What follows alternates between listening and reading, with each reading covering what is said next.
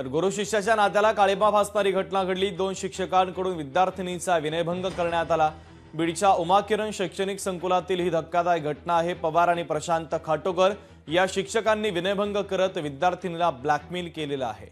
विद्यार्थिनीच्या तक्रारीवरून आता गुन्हा दाखल करण्यात आलेला आहे। पोक्सोच्या अंतर्गत हा गुन्हा दाखल करण्यात आला। त्यामुळे अत्यंत धक्कादायक प्रकाराच्या संदर्भातली ही बातमी आपण पाहतोय। गुरु शिष्याच्या नात्याला काळीमा फासणारी घटना घडली। 2 शिक्षकांनी विद्यार्थिनीचा विनयभंग केलेला आहे। सामाजिक कार्यकर्त्या अंजली दमानी आपल्याशी जोडल्या जात आहेत। त्यांची प्रतिक्रिया या धक्कादायक घटनेच्या संदर्भातली आपण घेऊया।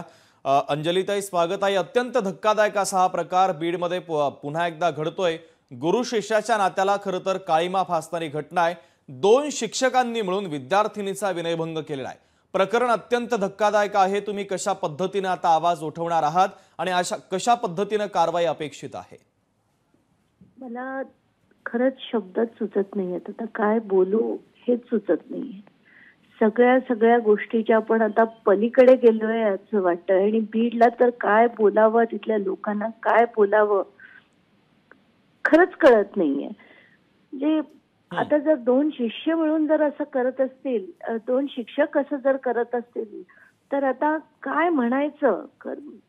खरंच मला माझ्याकडे खरंच शब्द नाहीयेत आज।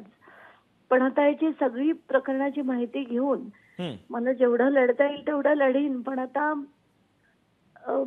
काय म्हणजे कसा न्याय मिळवून द्यायचा आणि कसं हे सगळं थांबवायचं एकदाच तेच कळत नाही।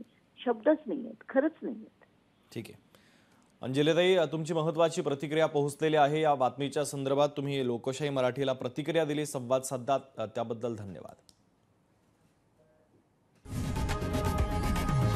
लोकशाही मराठी ऐका, पहा, जागरूक रहा।